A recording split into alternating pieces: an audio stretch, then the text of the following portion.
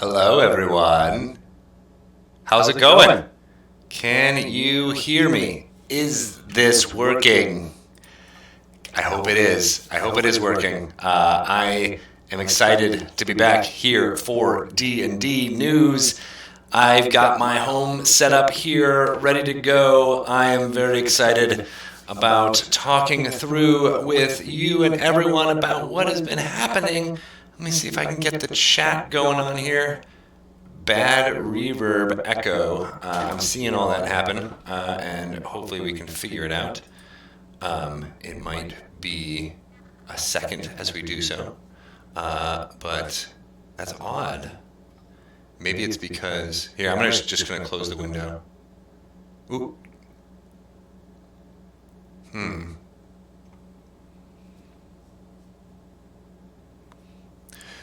Looking into it now.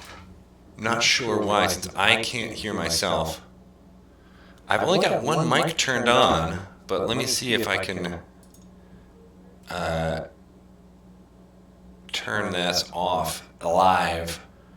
It should be just taking the video from the webcam, not the audio, but it might be trying to do that.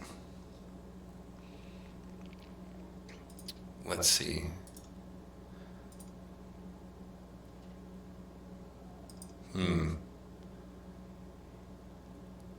One second as we fix this echo.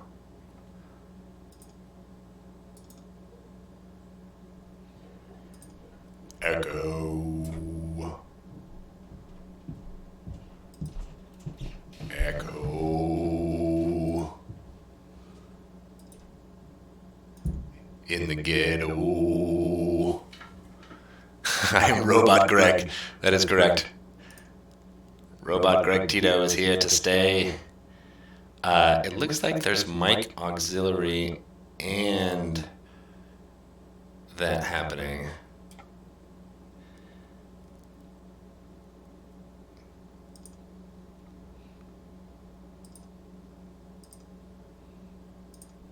Can you remove this? It does not appear that you can. Desktop audio. It's getting it both from the headset, but not the webcam.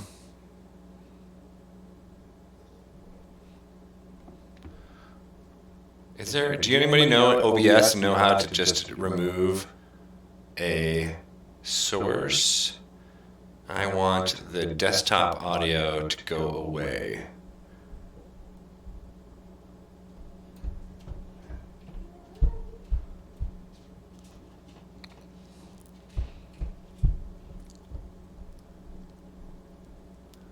This is what it gets when we don't test. Although we did test this, and it seemed fine, but we didn't test it with the addition of the headset. Here, let me just turn down... Oh, I can just do that all the way. How does that sound? Is that better? Did that fix it? Perfect. Yay! I did it, you guys. See, you can solve problems as a dungeon master on Dungeons & Dragons. Hi everyone, welcome to D&D News. I'm so excited to see you all here in the chat. Hi everyone, I hope you're all staying safe and being, observant of social distancing and all that. We at Dungeons & Dragons are doing that too. And so we've been working from home. This is actually my third week working from home. I've got ahead of the curve there from you all since... I was not, I think this is my first D&D News in about a month because I was traveling for New York Toy Fair in New York while some of this virus stuff was starting. They hadn't locked down anything yet, of course, by that time, but I got a little bit of a stomach bug on the return, and so I worked from home essentially that whole week after New York Toy Fair. And then all the virus stuff started to happen. So I was there for the following week, and then I think this is week 3 of working from home for me. So I'm old hat at it now. I've got it down. I'm sure some of you out there have been doing this for years, and so you're even more adept at it than I am. But we are trying to make sure that we have D&D content coming out for you all as this is going on. And this is our first experiment of doing that with D&D News. So thank you for being here and being a part of it. We are excited to announce and talk through, not announce, but be excited about. And I'm going to take a sip from my coffee, which is not coffee today. It's actually Earl Grey tea, hot as well. But today is Explorer's Guide to Wildemount Day. Let's see if I can actually do that over here. I can. Wait, ready? Dun dun dun! Explorer's Guide to Wildemount is out everywhere. Deliciously amazing 304 pages, all about what it is like to adventure in the world of Exandria, brought to life by Critical Role and the mind of Matthew Mercer, as well as some amazing freelancers, some of which are in the chat right now. I'm seeing you, Hannah, who did some amazing work on the editing of this, as well as Chris Lockey from Critical Role, James Jocasso, James Haig, a whole bunch of amazing folks worked on this book. It is so wonderful to see all of the freelancers and contributors, as well as artists from the Critter community, in this amazing tome. It's fantastic, and I hope everyone gets a handle on it today. It is in game store, so hopefully if you do go into all of the amazing stuff, find out more about what occurs there at your local game store. But of course, it is available digitally, not to mention as a deliverable from so many places out there. In fact, I do want to share that it was on Amazon's lists for best-selling books when it was on pre-order, and I'm checking where it is right now because it was up to number 29 earlier today. It is up to 24 right now on Amazon's all books list, which is always amazing to see. Hopefully, folks, after watching this D&D news, are going to push it up even farther into the stratosphere. So I hope that happens soon. I forgot to put. I was going to put. I'm using a Logitech keyboard that has some G keys down here. I was going to set up some keys to be able to quickly go to the camera here on this, but I'll be doing that in the future, making my own little Elgato thing. But I will be opening up some miniatures here on today's D&D news, as I like to do. This is an amazing purple. I don't know. You can see how purple it is. From WizKids. This is in the I want to say the Dungeon of the Mad Mage set. I opened this up recently, and my little girl Edna was so excited to have a purple butterfly winged dragon by the name of Otto. I've purposely not spoiled myself too much about Dungeon of the Mad Mage, so I was unaware of this character, but it is pretty awesome of a miniature, and it's taken a seat of prominence here at my desk, as well as some other fun stuff that I want to talk about.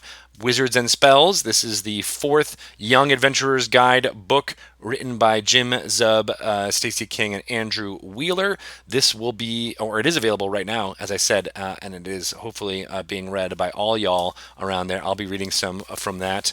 As well, I wanted to show off some of my miniatures organization. I've got my label maker going, and I've been organizing miniatures generally by type here. This is my tackle box travel case in case I need to travel with things. Those are more humanoid or common monsters in there, obviously, and then here's the player characters and or more humanoid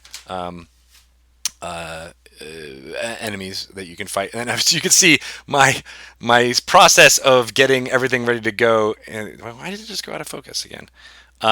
Has been stalled a little bit. So you see a lot of my minis now on the table there. I'll be organizing them over the course of the next few weeks here, and then finally, last but not least, I will be going through the Eberron Rising from the Last War Gold Edition from Beadle and Grimm's, a fantastic package for you all. I'll be showing off all of the amazingness of it, including the letter that they send there, and then of course I'll be opening these miniatures over here, these boxes of Morning Canaan's Tome of Foes and Folo's Guide, and there's some amazing stuff to behold.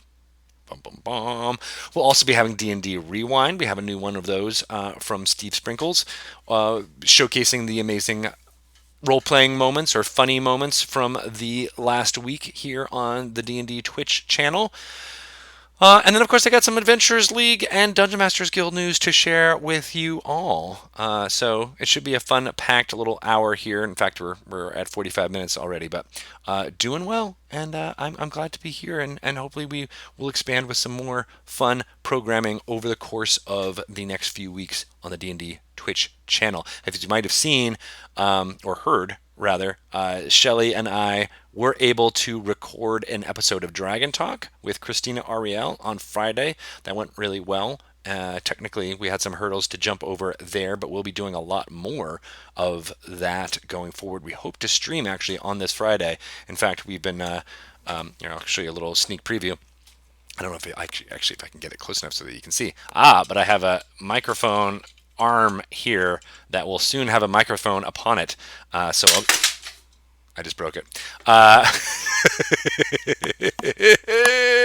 There goes the live thing. I had a shim over there that was holding it up, and that was my theater training coming out, saying, "Oh, just put a shim in there, and I'm sure it'll be fine for the next 2 hours," which it was. It worked for 2 hours, but as soon as it gets into real use, it does not. So we'll be fixing that, of course, and then actually getting the real microphone. Funny thing to note, we got all this equipment and we're excited to set it all up, but then the actual microphone that we needed was not part of it. So we got all these cool things, but no actual sound microphone to be able to broadcast to you all. So I'm using this headset right now. Hopefully it sounds good enough, but we'll be improving all of the sound quality, including the video quality. In fact, I also want to fix the auto-focusing that seems to be happening a lot here, as well as the color correction. We'll be finding out more along with you. And so I also need a light coming at me here so that I can get a little bit more front light. I got this backlight okay, but I want to make sure we make this happen. Okay, so how are you all doing? Let me look at the chat. As I can see, I got it displayed up here. That's why I'm looking up. How is everyone doing? Hi, DC. How's it going? Sounds pretty good. Thank you. Hoot, hoot, hoot. That's Pelham giving me tech support over the course of this chat. Thank you for that from the D&D. Good stuff. Josie, yeah, I know. It is one of those things where you start ramping up your work from home stuff, and you realize all of the equipment that you had maybe out of date, and or drivers need to be updated and things like that. The Grumpy Gamer, you're doing good in Florida. Good to see. Scarab Ray, you're reading Wildemount in Maryland. I'm jealous. Hopefully you get some Old Bay seasoning to go and sprinkle on that book. Apparently you need that in order to make your monsters taste really good. Hopefully that's working. Oh, hey Jefferson, how's it going? Yes. Jefferson, I don't know if you guys know this. Jefferson Dunlap, he works a lot on the production of our D&D products, not to mention our Magic the Gathering products at Wizards of the Coast. But he's hinting at something in chat being sent out, and I can actually show that to you. The thing that was sent out to our printer is a thing that we announced a little while ago, and it is Mythic Odysseys of Theros. How amazing is that? Check out those covers. They look fantabulous. I love the representation of a classical D&D adventures being exhibited here on these covers. I can give you a little bit of information about those covers themselves. They are the one on the left is the standard cover, which you'll be able to get everywhere, and that is by Jason Rainville. A fantastic image there. And the alt cover is by Kevin Tong. And there's lots of fantastic stuff within this book that is coming out on June 2nd. You can pre-order it now, obviously, on all the places that you can pre-order it. But it's set in the world of Theros, which is a plane within the Magic the Gathering multiverse that is based upon, not a direct representation, but it is based upon Greek myth and all of the amazing stories that can be told within those stories. And there are a lot. My daughter was actually just saying that the first superheroes were Greek gods, and I didn't have an argument for that. I was like, yes, that's exactly true. They were. They were these cultural stories that were passed on that were larger than life, and that is basically what superheroes have evolved into at this point. But then she tried to ask me who was the first superhero, and I said Superman, of course. But then she's like, no, what was the first Greek god? And I was like, well, I mean, I guess it depends on what you mean by gods. There's Kronos. There's the Olympians, the Titans before them. But then there's even more. I mean, ever since stories have been told, I guess the earliest one. What is the epic of Gilgamesh from the Indian cultures? Might be thought of as the first superheroes, or at least the earliest evidence of superheroes that humans currently have. Pretty cool stuff, and that's the type of stories that you'll be able to dive into when you are able to check out Mythic Odysseys of Theros. And again, that's available on June 2nd. Very cool. I can't wait. I know very little about the story. It's weird how the color changes so much when I move my hands from here to here. All right, and now it stopped. I don't know much about it, so I'm excited to dive into it with conversations with James Wyatt, who worked heavily on this book, Ari Levitch, who worked on this book a lot, Wes Schneider, as well as Jeremy Crawford, put a lot of time into making this Mythic Odysseys of Theros come to life, and so we'll be doing more Lore You Should Knows and other things with them going forward. But I'm excited, and you should be too. Okay, so you guys liking my game room? Yeah, this is the new house that I got in the last little bit. Oh man, sorry, my kids are using the Amazon Alexa to call everything else. So Alexa, hang up. Not a good time to do that, kids. This is the dangers of working from home. But yes, no, this is the game room. That was a big selling point for me in getting this house was being able to kit this out, and I'm still doing more to it. You should see the other half of the room. It's not quite finished, but I'm excited about hosting games again here pretty soon once a lot more of this stuff kind of calms down. But I'm glad that you're jealous. That was one of my things. Of course I'm blocking all the fifth edition books right here that you can see that my big face was in front of that. But so we talked about Mythic Odysseys of Theros. We talked about Wildemount. I want to talk a little bit more about wizards and spells. This is again one of the Young Adventurers guides, and I wanted to share some amazing stuff about it. If you're unfamiliar with these books, they are designed for young readers, but they're for everyone in mind who might want to be excited about learning the D&D canon in a way that's a little bit more easier to understand and grok than the bigger thick tomes that we have that are a little bit more complex. So that was the goal, was to use more simpler language and get across some amazing things. And one of the biggest selling points for me is the artwork.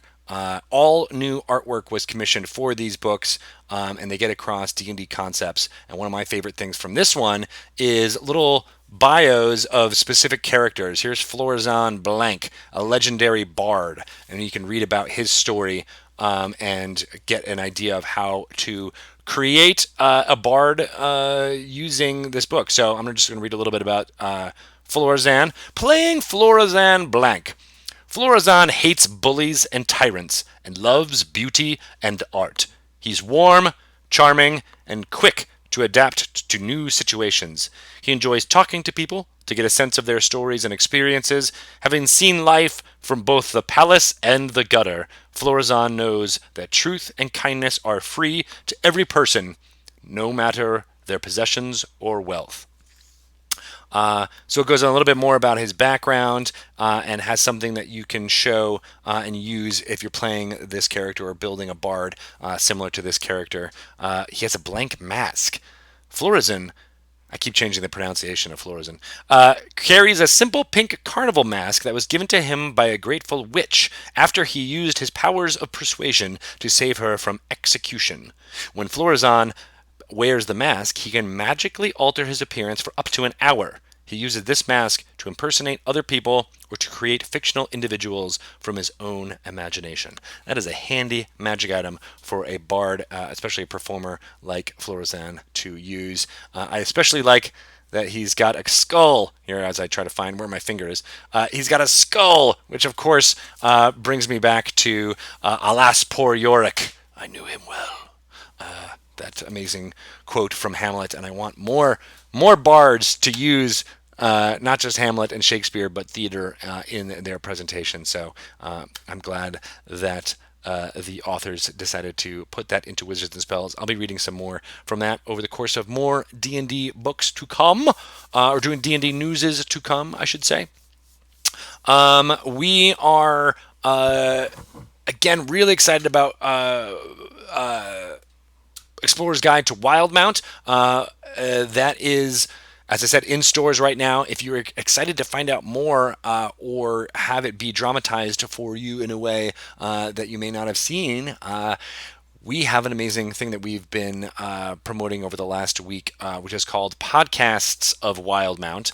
It is a series of podcasts that were developed to be within the world of Wildemount from folks that you may know and love out there. And I'm actually just getting up the list right now, so I don't make sure to get any of the names wrong. Let us see if I can find them. Where are you? Oh, there I am. I'm live on there. Interesting. Okay,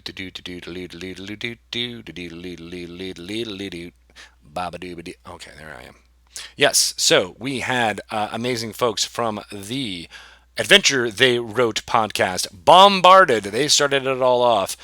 Venture Maidens, D20 Dames, all created little one-shots within the world of Exandria, and you should check it out if you are, looking for podcasts out there to jump into. I know with a lot of, I wouldn't say necessarily say free time that we have in front of us, but if we have time that is different than we had previously. So why not pick up an amazing podcast to start to listen to? And these might be ways, if you're a critter or been interested in finding out about what is in Wildemount.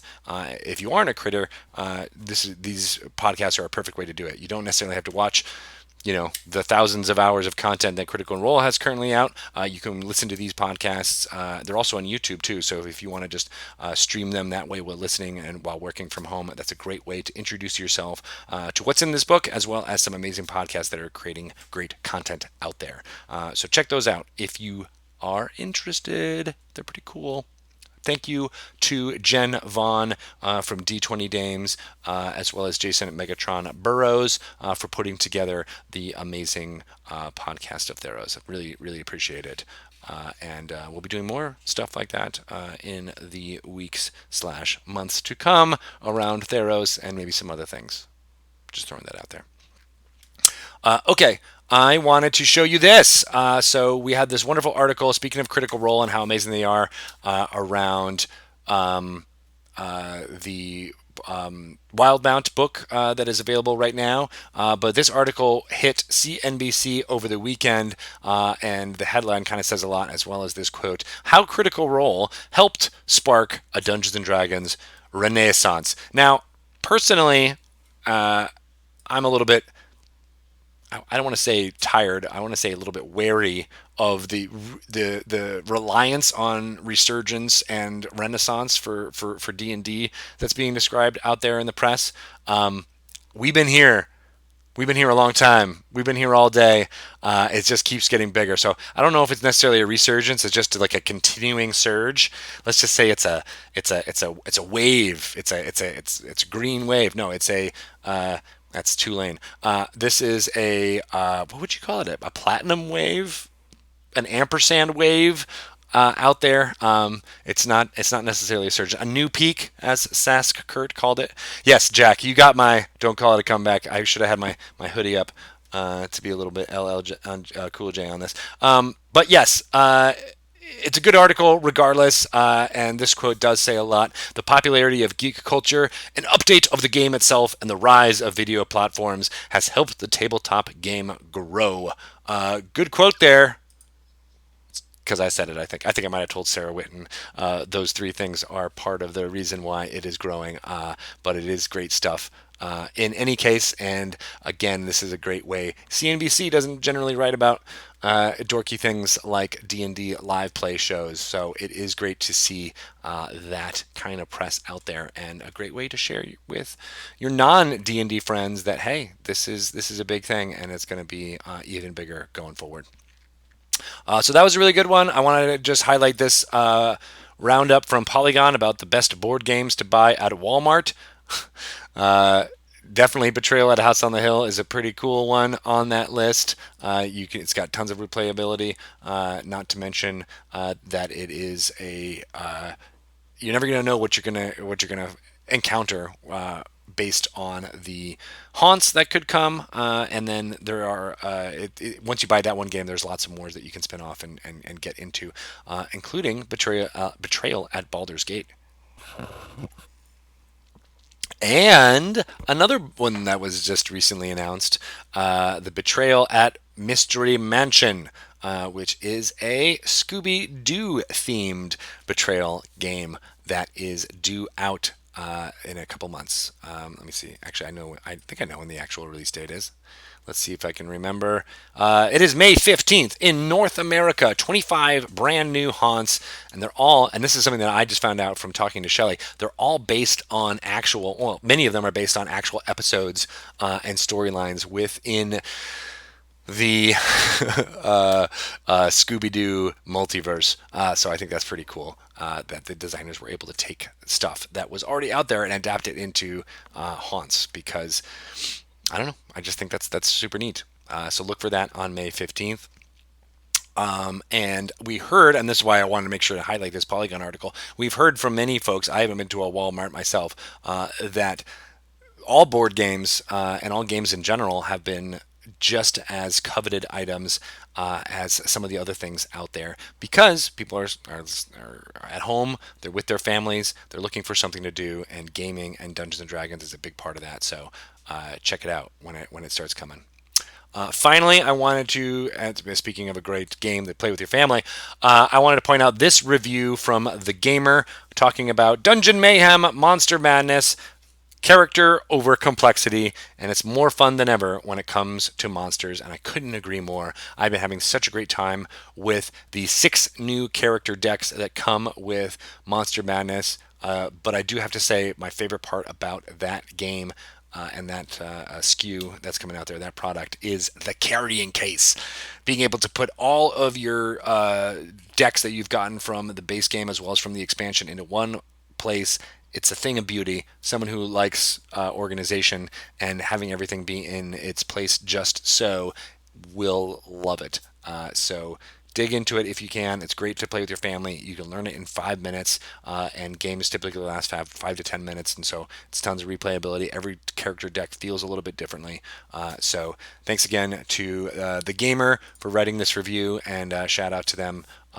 But this is just one more checkbox on the thing for you to figure out if you would like to get this game, because it is amazing.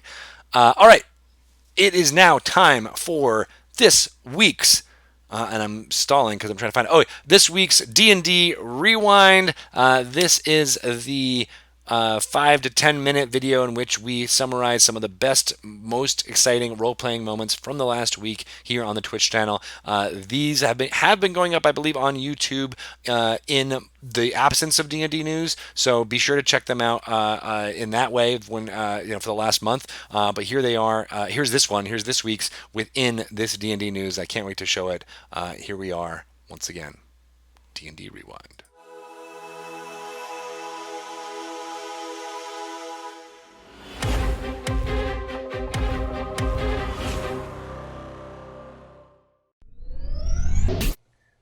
put some holes into it with a cannon that fires like a cannon. It's a straight 20. What's up? That is a natural 20? Yes, a natural 20. Come at your boy. One thing I will say, as a house rule at my table, a 1 always fails and a 20 always succeeds. So, that counts.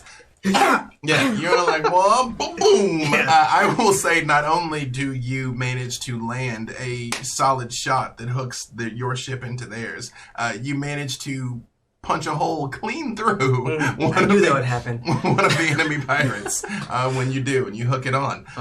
They are not going anywhere, but neither are you. Fantastic. That's what I want. Aiden, did you see this? I want to see if I can do. I did that. It was quite a shot, Aiden. I'm going to try to shoot better. Roll it. Same thing. I'm only going to try because I know I can. Mm-hmm. I can't. What did you get? That's a 2 on the dice. I'm still very Aiden, impressed. no, you had it, but the ship like jolts from the like, boom, no. you know? Next time. Warning shot. Warning Get it shot. next Warning time. shot. You'll Warning get it next shot. time. Yeah, no. You got the hooks in them already. Yes, You know? very merciful. Yes. Are you all right? I'm doing just great. You ready for this? As ready as we'll ever be, I guess. Come on, we got this. Sure, should be fun. You know, they are still hiding behind this tree. They're not doing anything weird though, right? Like, you know, they had snails, so I don't know if they... I don't know what's... Oh, wait, that's... Wow. They had snails, you know, they're like in a trance. Just, I didn't know just if they're stop. like... Just stop. Ren. Or Brandon. I don't know which one. Yes, at this point. Bryn. No, they are not doing anything weird. You know what? You know what? Let's let the dice decide. Put that out there. Boy. Oh, it's a 16. I was worried about the snails. So yeah, they. Okay, I wrote a 16 for them. So even if they were, you wouldn't be able to see it. Okay. Lightning crackles out from a large stone hammer with the carved symbol of Tempest slung over the shoulder of a massive bald woman with lightning-striped tattoos. Next to her waddles up a fearsome grizzly bear that then shifts and forms into a man with claw-marked scar-style tattoos across his entire body, wearing a grizzly's pelt. And then lastly, you see the gorgeous and entrancing blind-barred woman in tribal leather, Bedla, adorned with small bones and teeth. I'm just going to fold up my character sheet and throw it away because I want to be one of them now. The 2 large kukri she wields in each hand, she starts to, with a nest of small drums and bells at her sides, she starts to spin them. From her drums start a thunderous, simple rhythmic beat as they all join in unison. The floors rattle from the weight of their feet, stomping in time as they begin slapping their thighs, chest, and forearms in rhythm. They all begin shouting in Goliath, in Giant, to the energetic pulse of the room. Blood of my blood, we die, we die. Let your valor raise, we live, we live. Let your spirits rage, we live, we live. Hey guys. Slightly adjust her clothes. And then we'll do your healing, whatever you're going to do with the totem, and then I can fill in whatever we need to. Okay. But yeah, like, see that, I recognize it. I give you the one to wake you up, and then we'll go from there. You'll probably get more later. Zathra, wake up. What happened? I missed it. I was in a bubble. Stop slapping me. But you feel slightly better now, right? Yes, slightly. Yodas. I was having a wonderful dream. A dream where I eviscerated Lulu. Oh, Lulu! And then I step over your body. I love the idea of all the big talls having this conversation, and then just Sosorobu in the background, just like, a ghost yelled at me. I get down on a single knee, and after the hug, I look at all of them. We have shared some stories and several footsteps. You have taken the first path of the warrior. This path is not for all of you, but the lessons you have learned on this path, you can carry through your entire life. You two eldest, I charge you with looking over the rest of your family. And yes, this is your family. You are all family to each other, and you must all take care of each other. I charge you with this. Do you all accept? Yes. Remember this. We will meet again someday, perhaps. Remember the stories of the Feywild and the Elven Court, and the stories of the warriors and the heroes. Perhaps some of you will make your own stories, and I will await to hear those stories. Little Drow, come here. There's another world.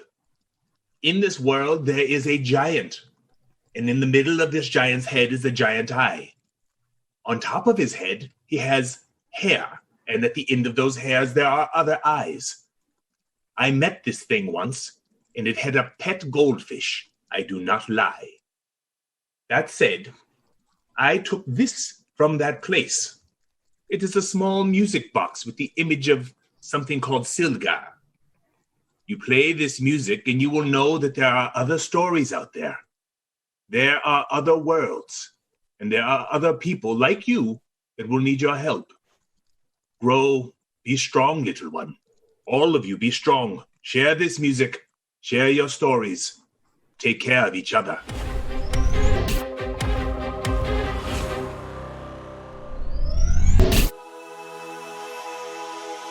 Amazing stuff. Wow, so many wonderful things to comment on there. I loved TJ Storm going through that speech. I wonder how much he had prepared or if that was improv. I'll have to ask him.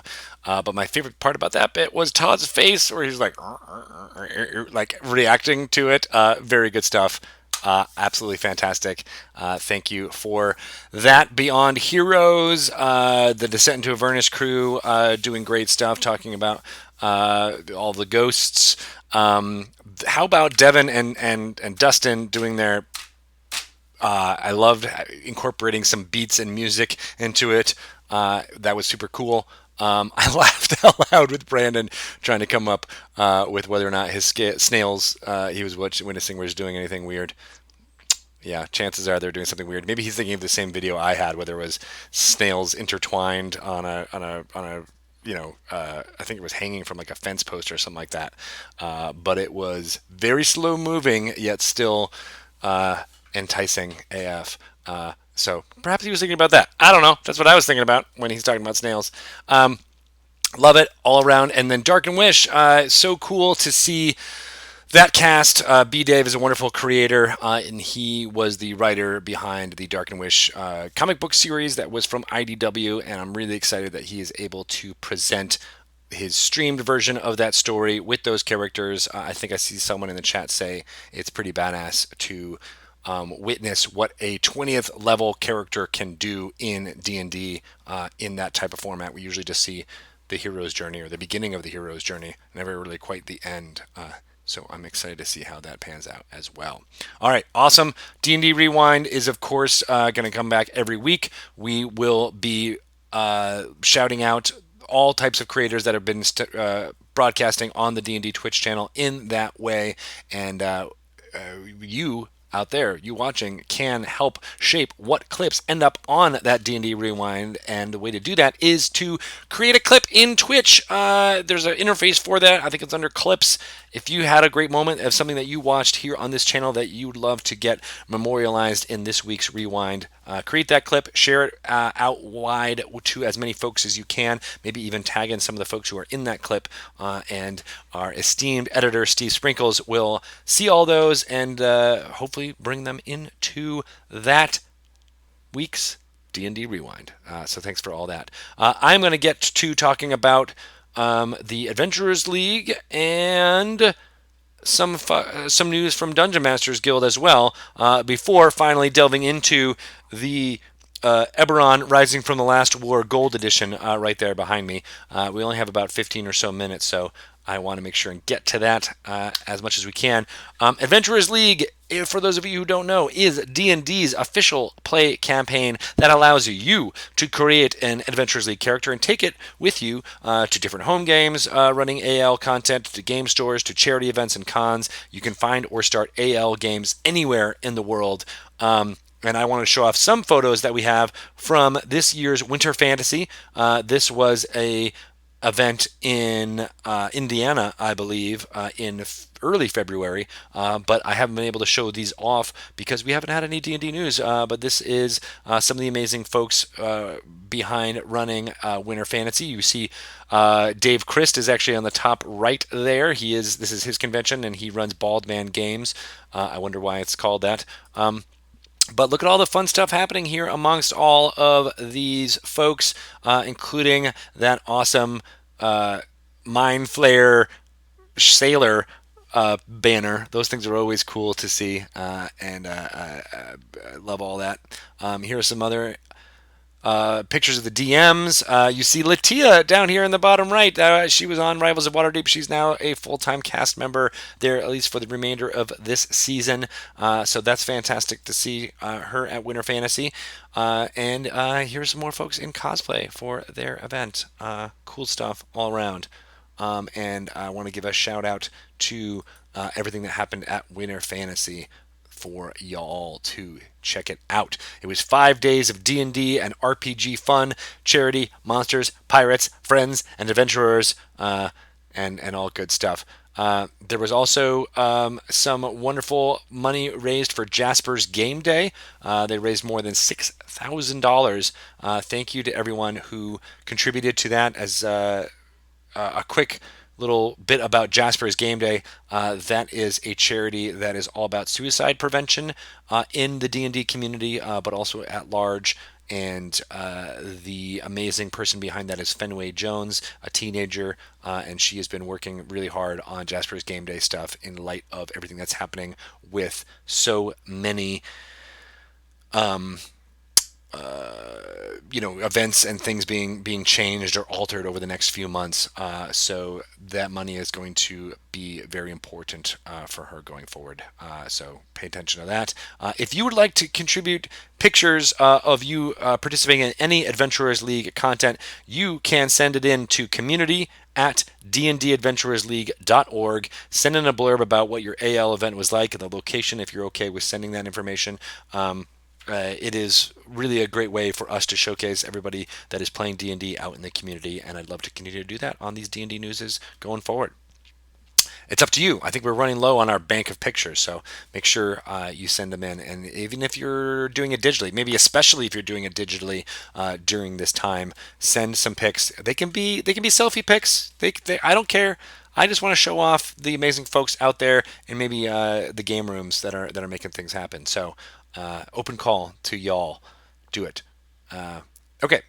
And again, that's community@dndadventurersleague.org. That's the email address to send that to. Dungeon Masters Guild. DungeonMastersGuild.com is your go-to marketplace for licensed D&D adventures and supplements. Do you need a last-minute one-shot? The perfect player options for your character concept? Rules for building custom golems, harvesting and collecting with monster loot, and more? Well, Dungeon Masters Guild is for you. There's some new fun stuff on the Dungeon Masters Guild that I want to tell you about, and they are right here. I clicked away from my notes. Brought forth from the nine hells itself, Infernal Encounters is a Descent into Avernus supplement, and it is now available. 70 random encounters, a new Infernal War Machine, 4 adventures, and so much more. The Adventurers League players and DM pack also has Tier 2 pre-gen characters and an update to the Oracle of War guides. If you are playing the Oracle of War campaign, or if you ever get drop-in players who don't have 5th level player characters ready to go, this is perfect for you.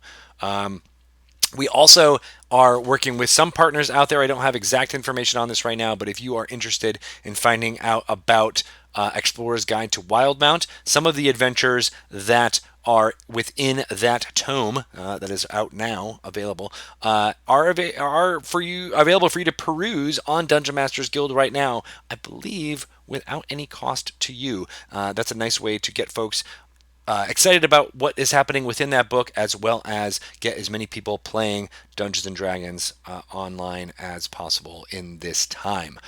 Oracle of War, I'm seeing Elvin Wizard King talk about that. Oracle of War is the Dungeons and Dragons Adventurers League campaign around Eberron. It's a little bit different than some of the other Adventurers League campaigns in that it has a beginning, a middle, and an end. I believe it's running for a finite number of sessions and adventures, and I have not played any of it myself, but I've heard wonderful things from AL creators as well as players that it is a fantastically designed Adventurers League campaign, and you should jump into it if you can. That's what Oracle of War is all about. Okay, that's all my bits on Dungeon Masters Guild. I think there might be one other call to action. Oh yes, so conventions.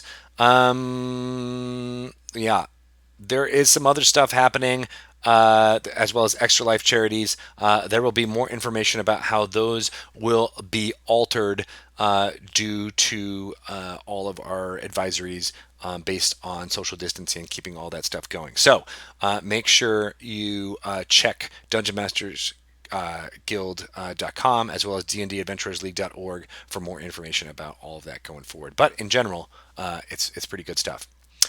All right, so now is the time. I know it's we only got a little bit of time left, but I do want to show off the Eberron Rising from the Last War. Damn it, I knew something was going to break and fall.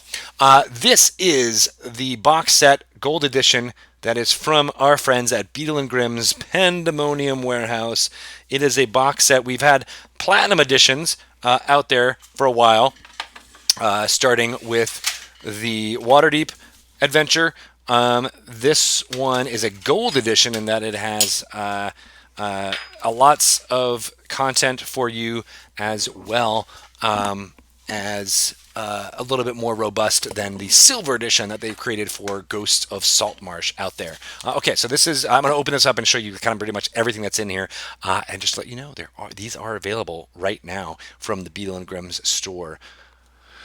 Okay, so here is the kind of welcome. These are from the 5 folks who put this together. Matthew Lillard and his crew of Bill and Charlie Rahor, John Ciccolini, and other amazing fun people, including, and I'm just blanking on names, but there is Paul Shapiro, and yeah, that's everybody. It was Paul's last name that I couldn't remember. But here we are. This is everything that is within it, and includes the book. And so I don't know if it's easier to list it now or just show you. So I'm just going to show you. These are a fantastic tool. They are called, what are these exactly called? They're not battle maps. They're not player handouts. These are the things that are dramatized. So this is a Warforged Titan.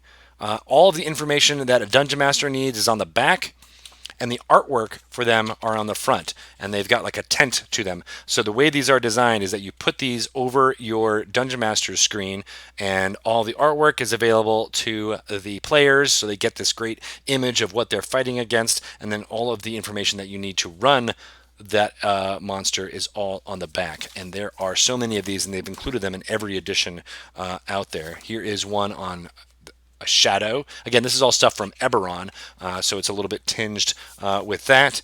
Here are all the different goblins that are available within there, and then handy dandy goblin information.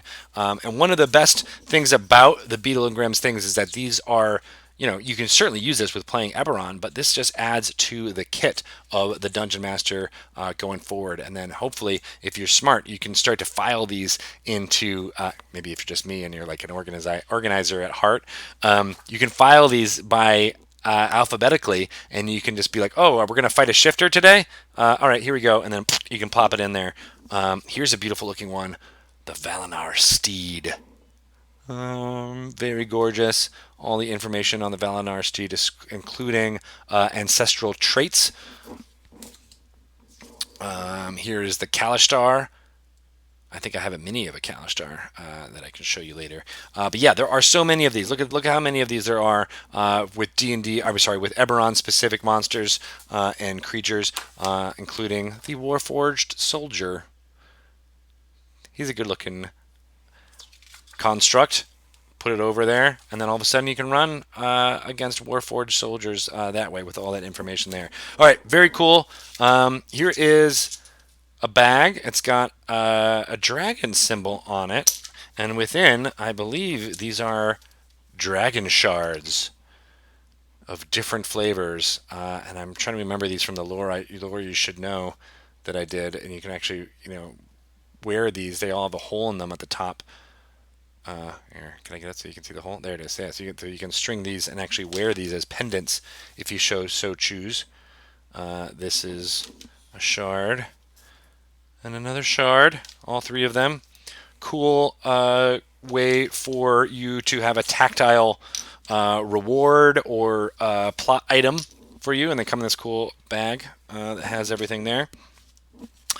Beadle and Grimm also went into making magic item cards. You got this nice little deck that you can bring with you and pop it open. Oh, I should have pre-opened this plastic, but I did not. Give me a second. Actually, I'll just do the one on the back. The Wheel of Wind and Water. These are all cards that have specific information about the magic items on the offer from Dungeon Masters playing within the Eberron world. So I actually now I'm just curious about what these look like, so I can show them all to you. Arcane Propulsion Arm. This is for use as a prosthetic appendage, which is all rules that are included within here. I like that you can use this as a. See, this is what I was trying to figure out, if they were all the same backing. So you can use them as like here. This is what you find. Oh, what did you find? A prosthetic limb! And there's all the rules for having that reprinted on the back of these. So great for use in trying to spice up your game with some magic items with the Eberron flavor that comes in this gold edition. Here's something that's really cool that I didn't really anticipate being as cool as they are. But one fun things in Eberron is the dragon mark tattoos that characters have. That's right. These are dragon marks that you can put on yourself and be a part of those guilds. There's Mark of Handling, Mark of Hospitality. They're all reproduced from the artwork within the books. And so you can actually put these on your body and during a session feel like you have one of the dragon marks. They have like a iridescent kind of shiny quality to them, which makes them feel magical. Very cool. I would save that for when you're taking pictures of your character crew or something like that, because they are temporary tattoos. Man, now I think these. Maybe Michaela is in the chat and can answer us, but I think these are available for you to grab out there if you can. I only have a couple more minutes, but I want to show off as much as I can, so I'm going to keep going. Here is a map, a big map. It's huge, of the continent of Corvair, on which most of the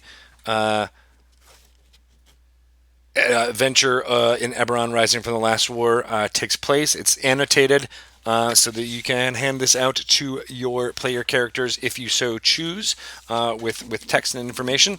I love it. There's also a map of Sharn, the City of Towers. Oh my gosh! Map of Sharn and how it all looks. This is a huge, oversized map, which I am fascinated with and love. You can ask to put these out as handouts or not. Those are a little bit more like poster maps. These have like a parchment quality to them. This is a cross section or a miniatures map of one of the elemental galleons that you can use in your game and go back and forth. On the back, it has kind of a grid that you can use for some of the areas within the Sharn, the City of Towers. Here is more on an airship, more grids and handouts. Again, this has like a kind of a parchmenty kind of quality to it. I don't know if you can see, but it's got a texture which feels really nice and a part of the world. Here is another one about Terminus and the upper levels of that, as well as some wilderness in the jungles, as you will be doing some delving if you are an adventurer within Eberron. My gosh, and the maps just keep coming. I love this. This is what the inside of a fallen Warforged Colossus might look like and how you can dramatize it with your crew. These almost look like blueprints, which is fantastic. And then on the other side, here's some smaller airships that you can use. Handouts galore. Here is what a newspaper might look like. A lot of the content within Eberron is set in what I kind of feel is like the early 20th century, and that there is communication, there is magic as technology, and here is some handouts that you can do to bring that forth for making it look like an actual newspaper. Here's the Sharn Inquisitive is the name of that newspaper. There are some letters and maps that you can show off to folks. Handouts. Here is a looks like something very important. It's a cipher key is lantern. What does that mean? I don't know, but here's some amazing handouts that you can give to your players to make it feel more in world. Something from the Moorgrave University. Here are handouts for custom characters that were created by the folks at Beadle and Grimm's, just for you to be able to jump in if you need an NPC very quickly, or your player character gets destroyed and you want to be able to use it. And then, of course, they blow up the artwork and commission some new artwork with new encounters that were designed by the crew at Beadle and Grimm's. There's a few of those in there. And then, last but not least, here is the book itself. So it is broken out by chapter. It's a little bit easier to consume if you are only going to be worried about what's happening in the Corvair Gazetteer. You can kind of have this open to a specific page and reference it that way, as well as having all of the different chapters. Here's the City of Towers. Here's what it's character building. They're in like these booklet forms that you can leave open a little bit easier than you can with your hardcover books. I also want to show off the adventure. This is Forgotten Relics, and that's probably one of the most portable parts of what's happening here within this. And then they have this deluxe, this is the kind of crown jewel of it, they have this deluxe Dungeon Master screen for you to check out. That's the outside, that's what your players will see. But then here is what's on the inside, all Eberron specific information, including what the dragon marks look like and how you can use them. Good stuff. And then finally, I actually don't know what this is, so maybe one of you out there can tell me before I close out this D&D news. I'm not going to be able to open it up, but I don't know what this is. Does anybody know what this is? It looks like an arrow, kind of some fletching. I'm sure it's important to Eberron somehow, but I have slipped my knowledge on that, so want to make sure I get it out there so you can see what it is, but I'm interested in finding out more about it, so let me know. All right, that's everything I wanted to show you for today's D&D news. Thank you for being with me as I return to streaming. It has been about a month, so I'm excited to get back, and I'm glad that you were all here to go on this journey with me. This is the gold box again for the gold edition for Eberron Rising from the Last War. It is available now at Beadle and Grimm's in their store. Check it out. I'll be going more in detail on this, and D&D news is to come in case you felt like I was rushing that a little bit. There's a lot more to dive into. I want to show each and every bit and really make sure everyone knows what you get out of it, because it is pretty darn cool. All right, everyone. Thank you again for being with me. Give me a follow on Twitter as well as on Instagram. I've been posting as much as I can, and I'm excited about being able to stream from home. This appears to have worked. At least no one is killing me. So we're good. We're good to go. You all are the best. I'll be opening up more minis and showing off my game room in more D&D news to come. And also, hey, just to let you guys know, I painted this beholder back here with instruction from Tyler Jacobson, and I'm pretty proud of it, how it turned out. It looks better a lot farther away than it does within. So I don't know. Who knows? Maybe we'll do some artwork. We'll make it all happen. You guys are the best. I'm out of here. Thanks for being with me, and we will be with you for the next foreseeable weeks here on Tuesdays at 3 p.m. Pacific time. So I look forward to hanging out. You're all the best. Bye-bye.